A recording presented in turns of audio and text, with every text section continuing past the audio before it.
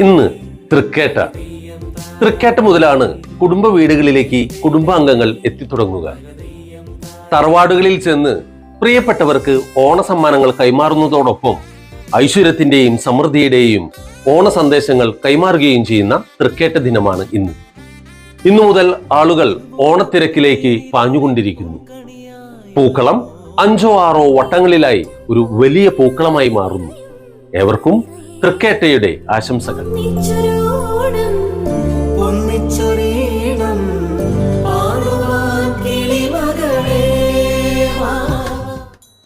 വർഷകാലം പകുതിയാകുമ്പോൾ ചിങ്ങമാസവും പോന്നു വരുന്നു, ചിങ്ങമാസവും പോന്നു വരുന്നു. വർഷകാലം പകുതിയാകുമ്പോൾ ചിങ്ങമാസവും പോന്നു വരുന്നു, ചിങ്ങമാസവും പോന്നു വരുന്നു.